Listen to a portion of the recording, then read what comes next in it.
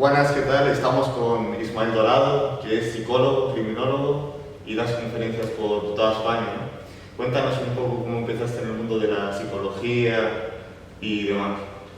Pues mi llegada a la psicología es muy curiosa, porque yo siempre digo que donde aprendí más psicología fue trabajando en el bar de mi padre, porque en muchas ocasiones cuando ahora vemos un nivel en nuestra vida o vemos un punto, por ejemplo como tú, y hablamos Rubén campeón, parece que es que antes no ha habido un montón de sacrificio y un montón de esfuerzo, y entonces tendemos a ver el final de nuestra vida, la vida cuando llegas al éxito, cuando llegas a una situación y olvidamos todo lo que ha habido debajo, que en muchas ocasiones explica mucho más el éxito que la situación en la que vivimos.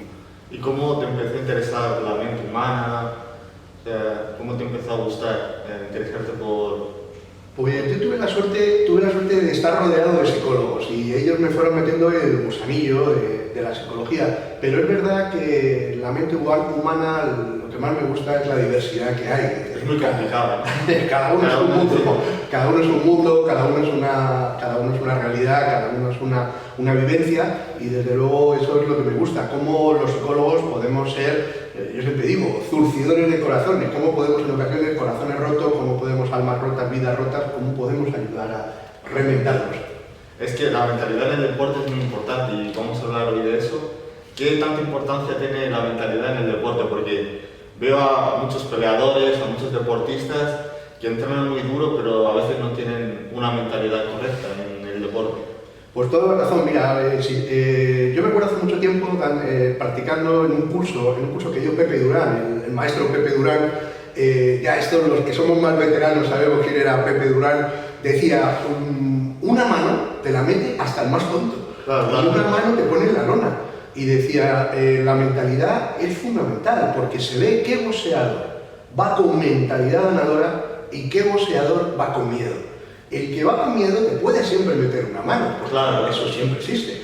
Pero el que va con mentalidad va a saber jugar, va a saber dibujar su estrategia, porque al fin y al cabo los deportes de contacto son pura estrategia. Y también trabajo duro, o sea, durísimo. Mira, estar aquí rodeado de todos estos sacos, lo que nos quiere decir es que tras un combate, tras un cuadrilátero, cuántas horas hay de saco, cuántas horas hay de comba, cuántas horas hay de sombra y cuánto sudor, ¿verdad? Yo le dedico unas 3-4 horas al día para prepararme una competición. Y también veo que, por ejemplo, McGregor, los más grandes, tienen un psicólogo en su equipo. ¿Tú crees que es fundamental en un deportista de élite tener un psicólogo? Yo creo que es fundamental, pero es fundamental no solamente un psicólogo, sino un psicólogo que sepa de lo que está hablando, porque en muchas ocasiones olvidamos este detalle, que los psicólogos podemos trabajar muy bien la mente, pero desarrollar la mente de un deporte tan específico como es los deportes de contacto, que nada tienen que ver con otro tipo de combate, con otro tipo de deportes grupales. Aquí nos estamos jugando la cara, aquí nos estamos jugando el dolor, nos estamos jugando el sufrimiento.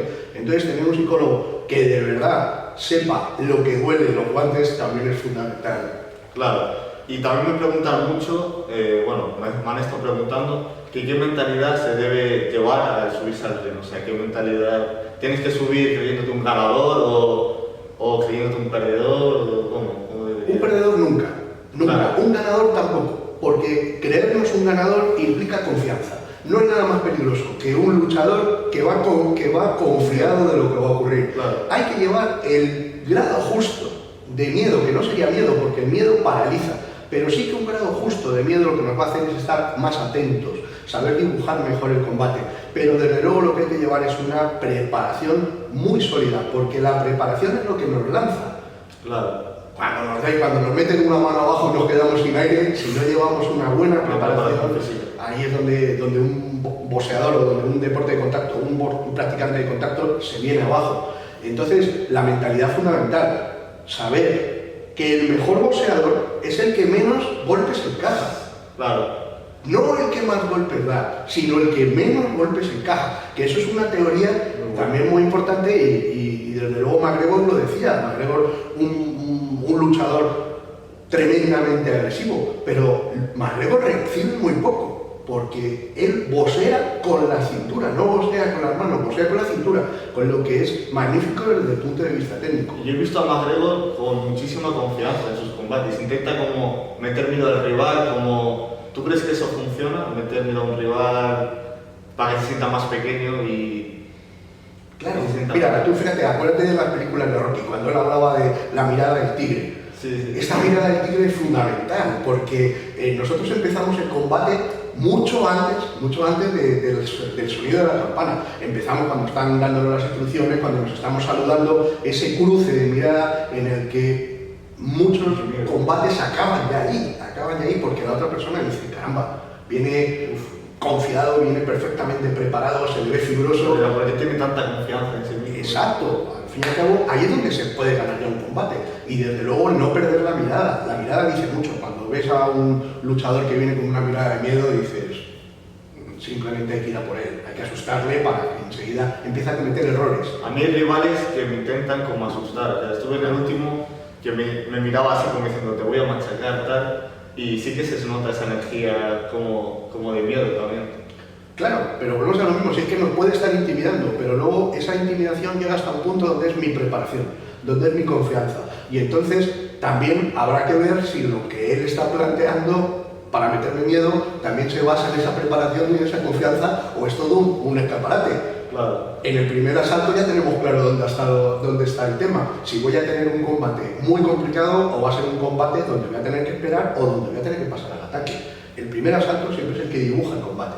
Luego, otra pregunta que tengo aquí, que el entrenador de Mike Tyson, que se llama D'Amato, decía que el 70% de una pelea residía en la mente. ¿Tú qué piensas de eso? O sea, ¿tú crees que...? Pues totalmente. En muchas ocasiones vemos los combates y en cuanto nos gusta ver lo que estamos observando, nos damos cuenta como a veces los luchadores se salen de concentración, pierden la concentración y en ese tiempo que pierden la concentración reciben un montón de manos. Y es simplemente porque han dejado de estar haciendo lo que deberían estar haciendo. O sea, en muchas ocasiones el miedo hace que se rompa la estrategia. En el momento que se rompe la estrategia, estamos a merced del otro luchador. Hay momentos en los combates para pegar y hay momentos para recibir y hay momentos para bloquear. En muchas ocasiones cuando estamos bloqueando estamos recibiendo sí, pero el otro está agotando también sus facultades y al final vamos a poder hacer un contraataque contra una persona que ya va mermada físicamente, con lo que en muchas ocasiones el saber leer el combate, el saber cambiar la estrategia y desde luego hacer caso a nuestra cabeza es fundamental. Es que el boxeo, el deporte de contacto, la gente está muy confundida. Se creen que el que gana es el que pega más fuerte. Claro. ¿Qué va? Tenemos infinidad de casos. No es el más fuerte, es el que mejor manos sabe meter en el momento adecuado. El más inteligente también. Por supuesto. Esto de los boxeadores cuando dicen que los boxeadores están sonados. Y sí, me hace mucha gracia, porque puede ser que con el paso del tiempo nos encontremos algún caso, pero los boxeadores, yo a nivel de lo que veo, son personas tremendamente inteligentes que si fueran futbolistas sería un delantero famoso metiendo goles. No habría más. O sea, tú ves a los boxeadores gente inteligente, ¿verdad? Gente muy inteligente, porque es muy difícil pensar cuando estás recibiendo golpes. Sí, y moverte y cuando te están golpeando salirte a un lado, al otro. Claro, es que la gente dice, no, es que fíjate cómo está de fuerte, qué puñetazos mete. Yo me acuerdo en mis tiempos, todos los combates que ganaba, los más fáciles, eran precisamente contra los más fuertes, contra los que me sacaban un montón más de envergadura, porque se movían más lentos. Y entonces te permitían anticiparte a todo lo que iban a hacer. Aparte, tenían muchos menos recursos técnicos. Sin embargo, los que venían, yo siempre decía, los que venían con la cara poco tocada y fibrosos, yo decía, con esto voy a sufrir. Entonces, verdaderamente, la inteligencia en los deportes de contacto me parece la piedra angular de todo. Por ejemplo, Poli Díaz decía que salías con la cara intacta, que le decían que tenía poca técnica, pero que a él no le tocaba la cara.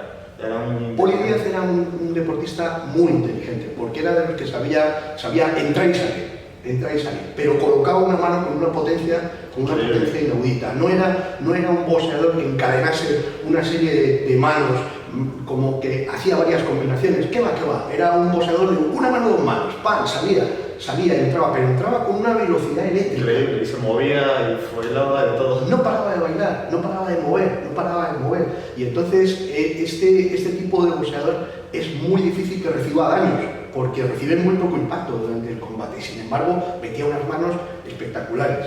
Y fue de los más grandes, además. Tú fuiste su psicólogo. Sí, a mi juicio, el tiempo que he trabajado con Poli Díaz, yo no tengo nada más que decir cosas positivas de él. Me parece un grandísimo boxeador, pero sobre todo, y quizá en este tiempo, que es tan fácil hablar mal de las personas, Claro. vuelvo a decir, me parece una gran persona.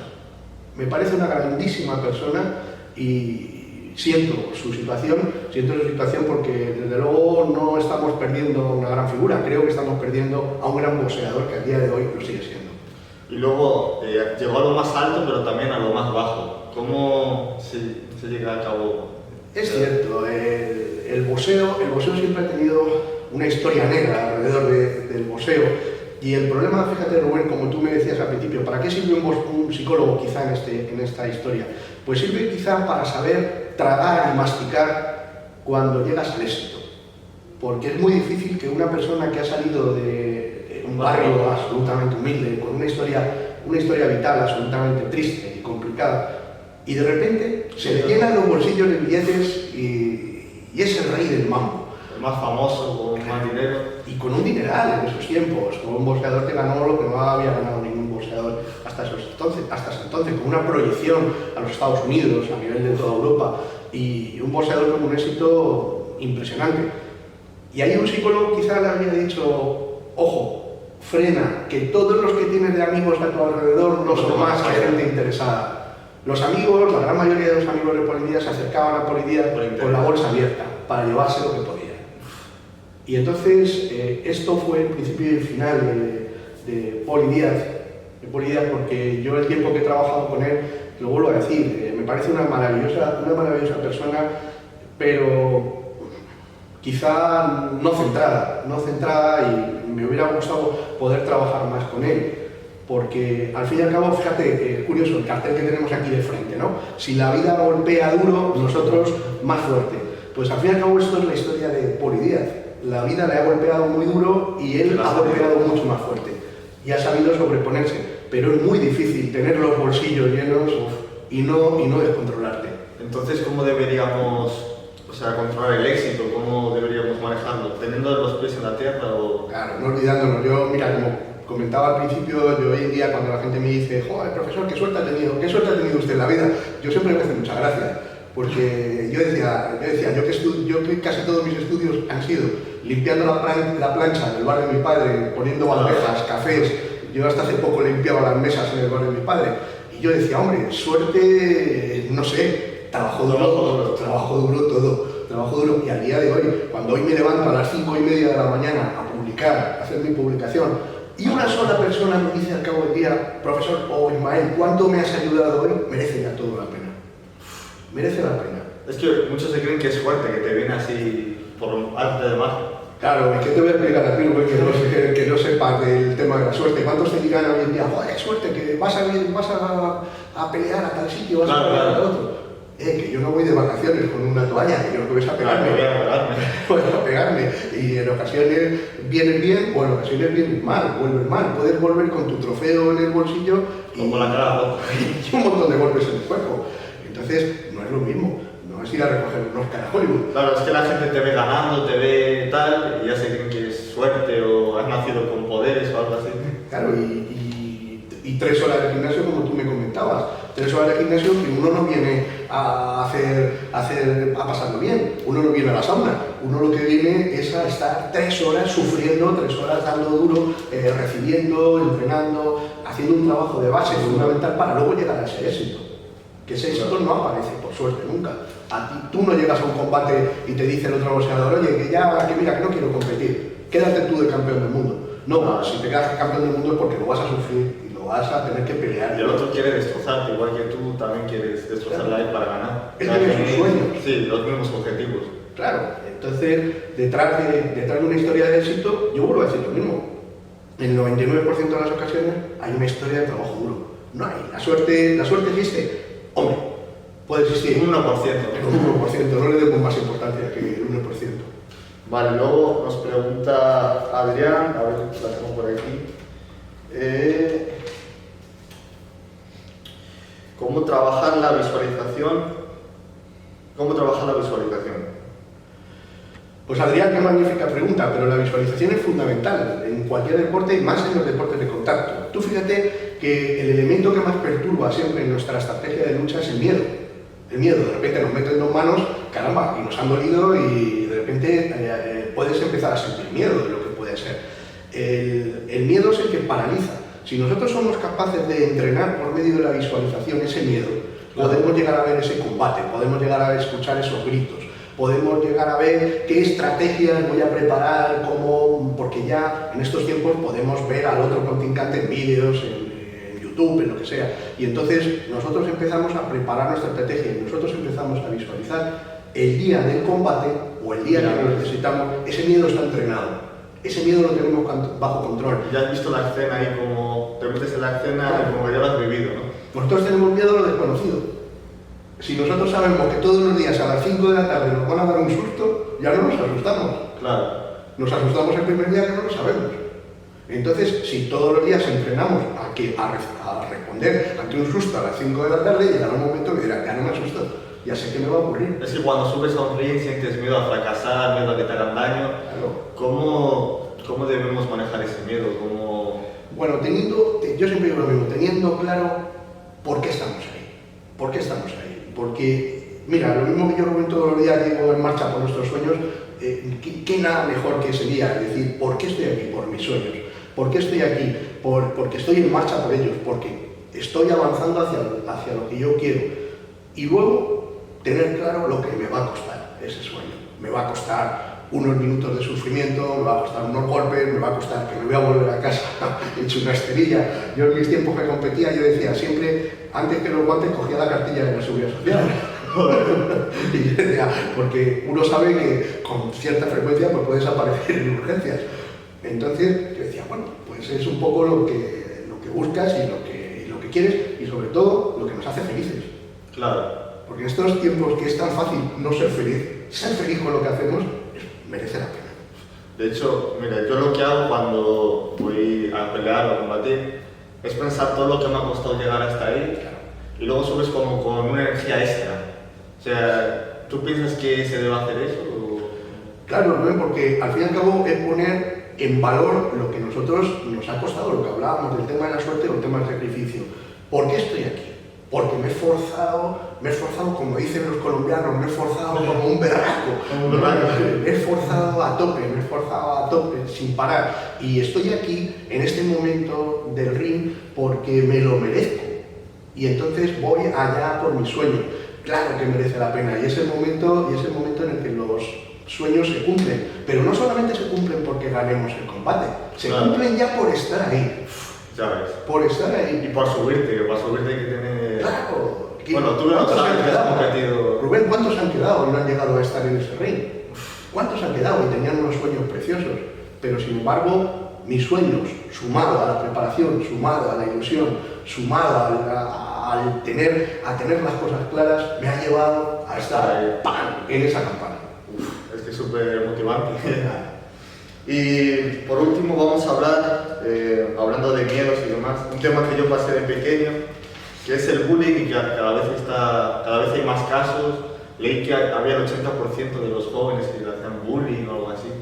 Y bueno, el día 1 de diciembre, me parece que es, sí, 1 de diciembre, voy a ir a hablarlo a televisión y tal. ¿Tú qué opinas sobre ese tema, sobre el bullying? ¿Son gente con miedo o gente nacen siendo acosadores o cómo lo ves? No, lo que pasa que también detrás, en ocasiones, detrás de los niños que hacen bullying, es bueno ver qué tipo de familia tienen. Porque hay veces que los niños no hacen más que ser el espejo de lo que ven en casa. Claro. A veces los padres, madres, pues son puros acosadores también. Y entonces no ven como debería ser lo que están haciendo sus hijos. Miren, el bullying nunca es cosa de niños. Nunca tiene gracia, porque arruinas la vida de otra persona. Hay personas que se saben el suicidio. Claro, hay personas que se saben sobreponer y hay personas que les has fastidiado la vida. El bullying nunca tiene gracia y nunca es una cosa de niños. Y desde luego es una cosa que debería partir de los propios padres. Porque un niño, cuando te viene un niño a casa diciendo que ha estado agrediendo a otro niño, caramba, los padres deberían ser los primeros que se deberían interesar, porque eso de disculpar siempre a sus hijos claro, no lleva a nada. Entonces, Yo, desde luego, soy de los que a los 5 años empecé a hacer deporte de contacto. Yo puedo decir que una persona que desde pequeñita empieza a hacer deporte de contacto, no solamente no se convierte en una persona violenta, es que se convierte en una persona pacífica. Claro.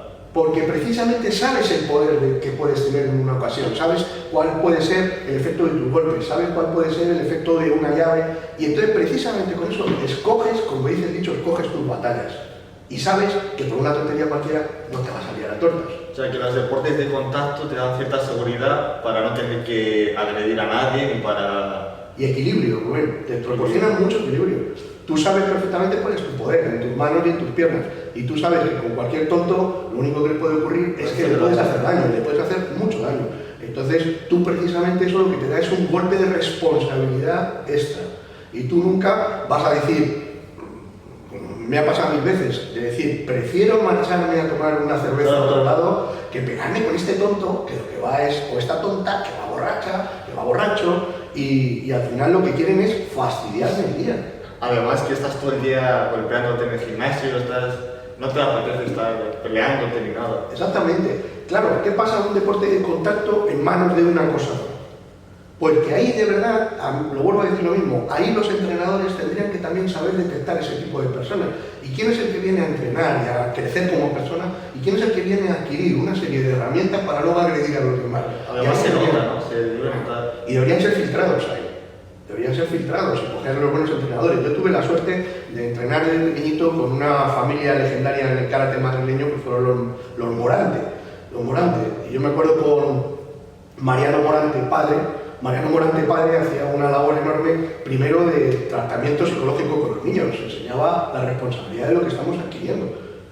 Casi él era muy de la doctrina Zen y entonces nos explicaba que lo que adquiríamos con el karate y con el judo era casi una obligación sagrada y que deberíamos ser respetuosos con lo que aprendíamos. Y eso te llevaba a ser muy responsable. Es que las artes marciales te dan unos valores que otro. Y es que hay veces, Rubén, que en una situación tú estás mirando a la otra persona y dices, si es que le metía un manotazo y lo tumbaba patas arriba. Claro, y no te apetece. Claro, pero dices, ¿y qué gana? Nada, meterte en problemas. Claro, primero porque la otra persona está al alto nivel de estrés. Tú, como has estado entrenando muchísimas veces, sabes que tu nivel de estrés está bajísimo. Porque esto es una tontería. Tú sabes que esa persona ni está preparada, ni está en su sano juicio, seguramente está bebida, y tú dices, y ahora le meto un manotazo, lo pongo patas arriba. ¿Qué he conseguido? Y encima me estoy jugando mi licencia, y encima me estoy jugando... Y entonces, al final dices, no merece la pena. Llámame lo que tú quieras, que yo sigo de juerga. De hecho, a mí me ha pasado que voy, por ejemplo, por la calle o en una fiesta y me dicen, ¿tú qué miras? No sé qué. Y yo digo, paso. Claro. O sea, es que te da igual. Sin embargo, otro que quizá no tenga ese control, pues ya está enseguida montada la batalla. Y al final, pues incluso hasta te das cuenta, cuando digo yo, esas batallas de manotazos, y de repente ves que otra persona está con su grupo, en su guardia, y mete dos manos derechas y dice, pues ya, cuidado, cuidado que este sí sabe lo que está haciendo. Lo hacen así, no saben pegar. Esos boleones que dan o no dan. Entonces esos boleones te das cuenta que esos boleones son nada, de marrulleo tan ligero, pero sin embargo cuando ves que una persona pega un paso atrás y hace aquí y monta una guardia, dices, pues este sabe. Ojito. A mí me pasó el otro día en una fiesta y tal, y dicen, hostia, tú eres Rubén, no sé qué, venga, vamos a pelearnos, que yo también sé, no sé qué, y cogí y pasé.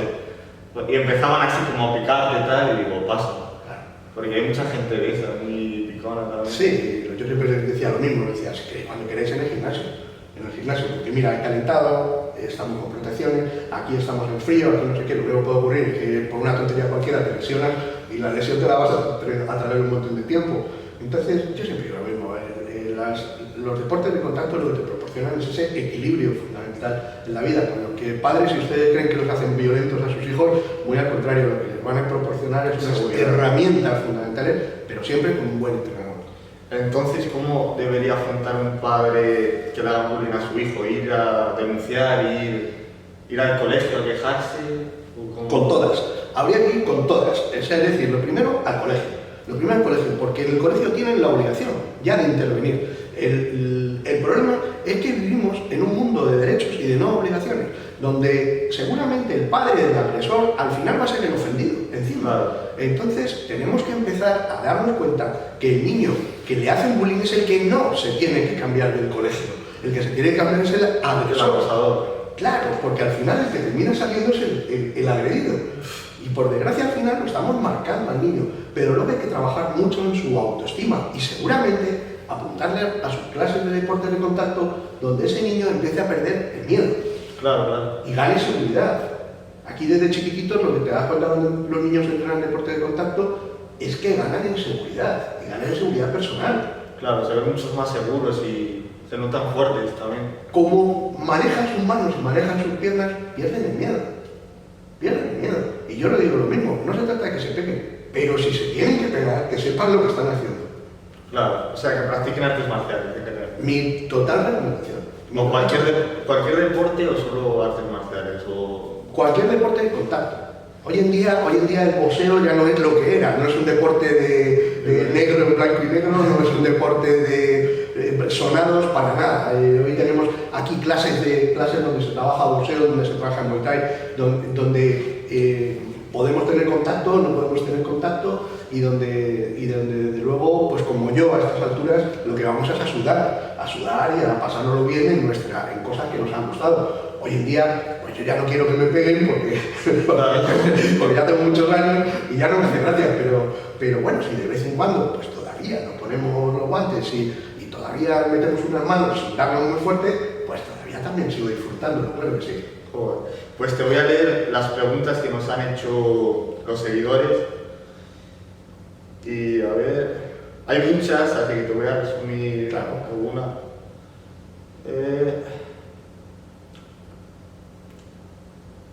Vale, Martucci004 nos pregunta: ¿crees como psicólogo que todo el mundo le vendría bien hablar con un psicólogo?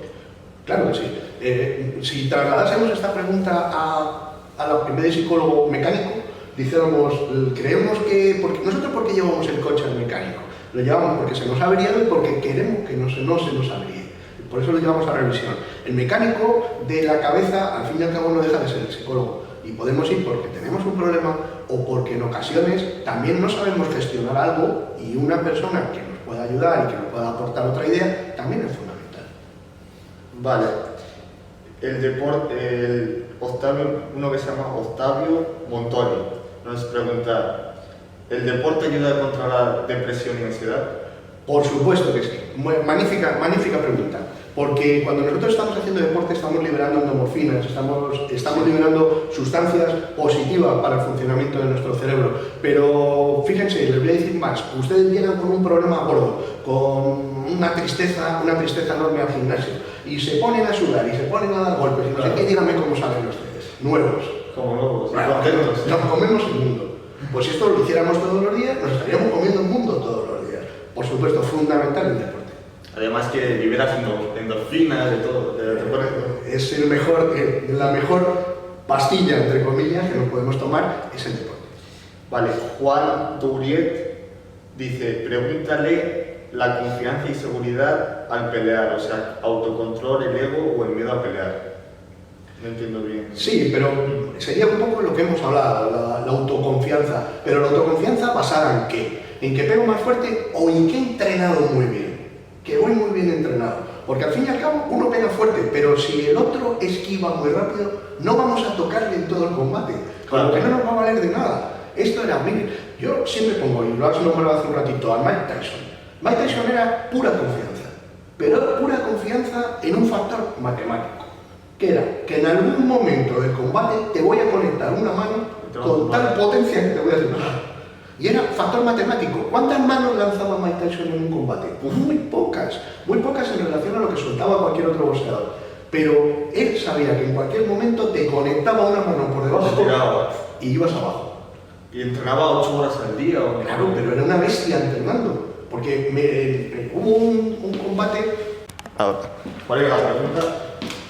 La de confianza. Vale,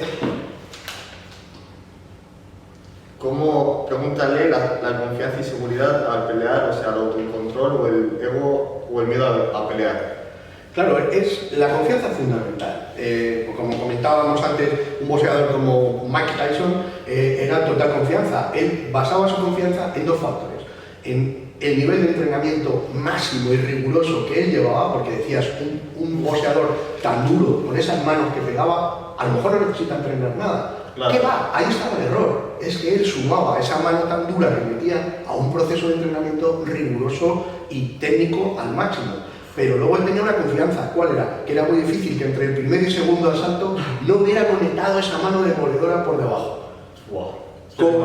Pero luego llegó un momento en el que él se tuvo que enfrentar a un combate largo. Me acuerdo de un campeonato del mundo con Buster Douglas, sí, que llegaron al final y decían, es que Mike Tyson no está acostumbrado a este tipo de combates, pero su entrenamiento sí. Claro, él no estaba acostumbrado porque acababan, muchas veces, yo me acuerdo como seguidor del boxeo, te pasabas toda la noche esperando al combate de Mike Tyson, que era a las 2 o a las 3 de la mañana, y luego duraba 5 minutos.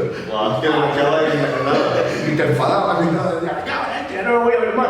Y sin embargo, ese combate fue demoledor, fue un combate a 11 asaltos en el que Mike Tyson lo que demostró es que tenía una preparación absoluta. Cuando noqueaba a alguien decía, yo no celebro que la haya noqueado, no lo celebraba. Dice, es lo normal, entreno 8 horas, es lo normal que lo noquee. Claro, es la confianza de la que hablamos, pero sobre todo, y como bien decía la pregunta, también trabajar tus miedos. Es fundamental, a medida que vamos acotando nuestros miedos, vamos ganando en confianza.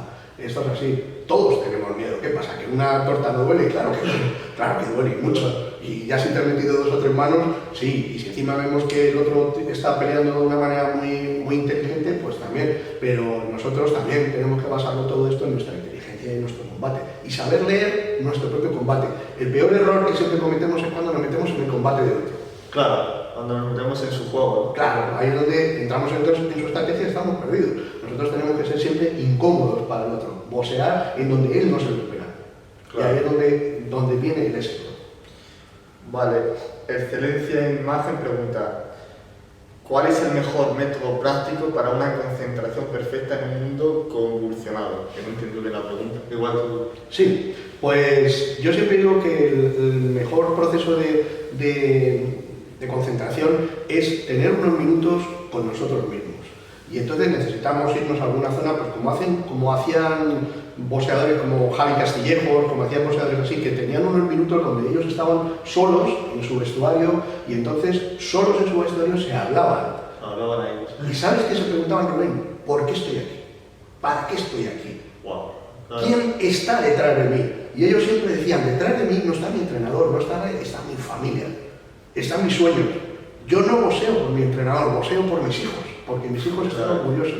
Eso es un chute de moral. De energía. Claro, tú tienes que boxear, tú boxeas y dices, estoy aquí por mi familia, por mis amigos, por todos los que están hoy ahí gritando y diciendo, vamos adelante. Yo boxeo para ellos. Y eso es lo que te hace subirte arriba. Y ser invencible. Y que te estén golpeando y digas, no da igual. Ellos están aquí, ellos me empujan. Cuando me están dando, ellos ponen los brazos para que no me duela. Anja RP158 dice, ¿un campeón nace o se hace?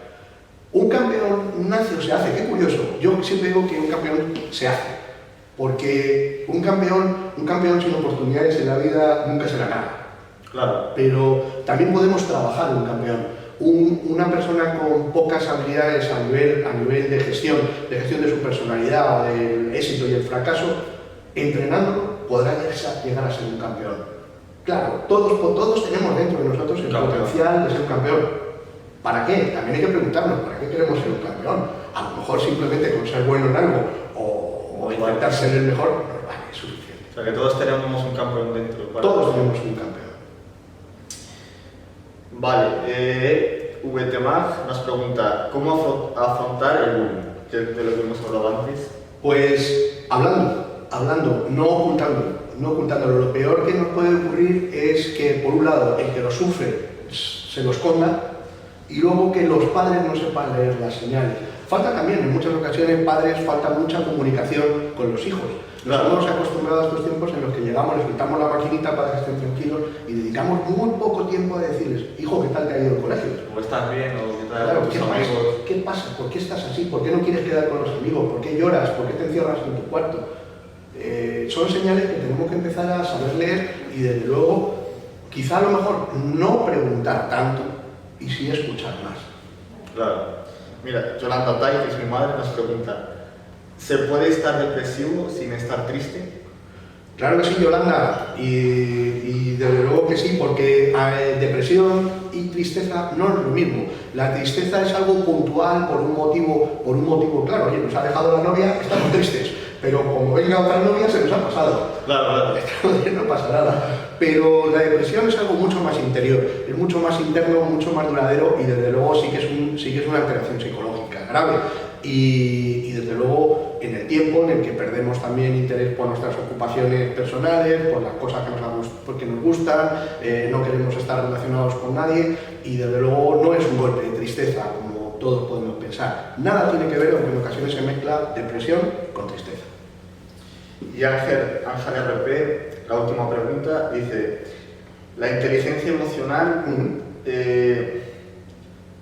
dicen que hay varias inteligencias. ¿Hay alguna relativa al deporte? Claro, desde los tiempos en que Mayer y Salovey ya hablaban de inteligencia emocional y decían que la inteligencia emocional abarcaba otra serie de terrenos y las teorías de las inteligencias múltiples, ya nos dimos cuenta que el deporte no es practicar deporte, sino el dar un paso más allá del deporte, es decir, de repente volverme un practicante, vamos a decir, elevado, una persona que dedica parte de su vida al deporte de una manera, vamos a decir, más profesional. Pues esto requiere un tipo de inteligencia operativa mucho más importante. ¿Por qué? Porque aquí no solamente se mezcla el ser inteligente en cuanto al deporte, sino se mezcla cómo voy a compaginarlo con mi vida. Claro. Porque es muy difícil que en el mundo de los trabajos te dejen tiempo para entrenar cuando a lo mejor tienes una competición. Que comprendan que tú el lunes, si has estado compitiendo el fin de semana, vas a estar hecho puré. Claro, estar hecho. Entonces, o que aparezcas con un ojo morado y a lo mejor tienes que trabajar de cara al público. Pues es importante, pero luego sobre todo también hay otro factor, Rubén, que es el saber cómo compaginar esa inteligencia para compaginar con mi familia. Porque en muchas ocasiones, de cara a los padres, también se pone difícil cuando dicen, hijo, a mí no me gusta que te peguen. Que te hagan eso. Luego cuando tienes novia, cuando tienes esposa, cuando tienes hijos, pues también es complicado. Pero sobre todo es importante la inteligencia emocional para explicar que esto es una forma de vida. Esto es una forma de vida. Pero es complicado explicarlo, o sea, a mí me preguntan, ¿cómo es posible que te guste y que te peguen? Me preguntan, yo digo... Si es que al fin y al cabo, como volvemos al cartel, si la vida golpea duro, claro. Si es que todos cobramos en algún momento. La vida golpea más fuerte. Claro, sí, es que nosotros no dejamos de recibir golpes todos los días y en varias ocasiones. Lo que pasa es que a esos golpes nos hemos acostumbrado y a otro deporte, si estuviéramos hablando de futbolistas, diríamos, ¿cómo te puede gustar que te den patadas? Claro. Como si montas a caballo, ¿cómo te puede gustar que de vez en cuando salgas por la cabeza del caballo? Pues todos los deportes tienen un riesgo, todos los deportes tienen un precio. Pero yo considero que los deportes de contacto tienen un pago extra, control, equilibrio, respeto, tienen un factor añadido que merece desde luego la pena. Y tú crees que es de los más duros, ¿no? Los más duros, los más completos y los más satisfactorios. Y los más satisfactorios, Rubén, porque fíjate, no hay nada más bonito en un deporte de contacto que es terminar en el último asalto ya ves. Con el cuerpo molido y darle un abrazo a tu contrincante. Ya te digo, eres un crack. Oigan, explícame en qué deporte lo ven ustedes esto. Porque en el fútbol no suele ocurrir así. Al revés. Claro, entonces, un deporte, yo siempre digo lo mismo, un deporte ha recibido una tunda memorable, porque en este mundo, en muchas ocasiones, como dices, sí he ganado, pero me he llevado... Claro, Dios. me he llevado la del pulpo. Entonces he ganado, sí, correcto. Pero al final, das un abrazo, das un saludo y le deseas suerte a la otra persona que quizás es el que te ha pegado. Y es la mayor señal de respeto que podemos tener. Hay satisfacción, abrazarle ahí. Claro que sí, cuando te vuelves a tu gente, y los ves, ¡guau! Los ves locos. Qué bonito es eso. Joder, me ha encantado la charla contigo. Y cuéntales dónde están tus redes sociales, cómo pueden contactarte para contratarte y tal. Pues bajo el nombre de Ismael Dorado Psicólogo en cualquiera de las redes. Me van a ver en todas las redes sociales que ustedes busquen. Todos los días a las 5:30 de la mañana ya estoy lanzando una publicación. Y bueno, este fin de semana estuve en Barcelona, en unos días estoy en Palma de Mallorca dando otra charla. Estoy allá donde sea necesario, estoy trabajando, y desde luego apoyando y animando a las personas a que hagan deporte de contacto, y desde luego personas que tienen tanto que decir en este mundo como tenemos aquí a Rubén. Ojalá esto siga adelante. Muchas gracias.